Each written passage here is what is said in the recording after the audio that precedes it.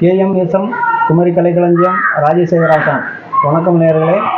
நம்ம இன்னைக்கு பார்க்க போகக்கூடியது களரிக்கலையின் தற்காப்பு கலை, அடிமுறையோடு சேர்ந்த தற்காப்பு கலைமுறை. ஒரு ஆள் பிடித்து கொண்டால் நம்ம எப்படி அதிலிருந்து விடுபடுவது அப்படிங்கிறத பார்ப்போம். நேயர்களே, நம்ம இப்போ டிஷர்ட்டோ சட்டை போட்டு போகிறோம். அந்த சட்டையோ டிஷர்ட்டையோ பிடிச்சிட்டாங்கன்னு சொன்னால் ஒரு எதிராளி, அதில் நம்ம விடுபடுவது எப்படி அப்படிங்கிறத இப்போ காட்டுறேன், வந்து பாருங்கள்.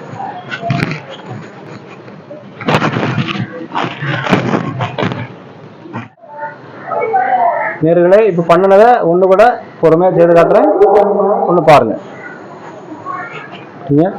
பாருங்கள் நேயர்களே, இப்படி பிடிச்சிக்கிட்டா எந்த பதட்டம் வேண்டாம் உங்களுக்கு.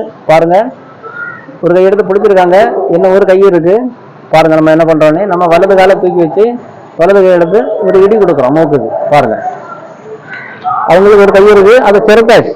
சரியா? நமக்கு அவங்களுக்கு ரெண்டு கையுமே வேலையில் இருக்குது, அரெஸ்டில் இருக்குது. நம்ம இன்னும் ஒரு கை இருக்குது, அதை எடுத்து என்ன பண்ணுறோம் அப்படிங்கிறத பாருங்கள். சரியா?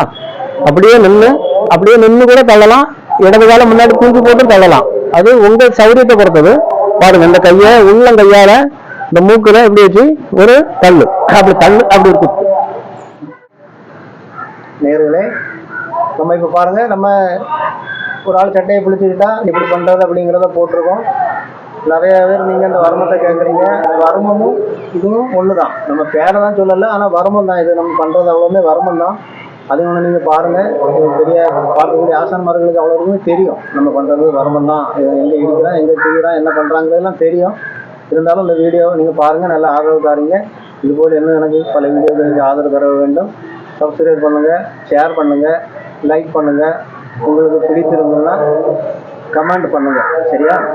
ஓகே, நன்றி, வணக்கம்.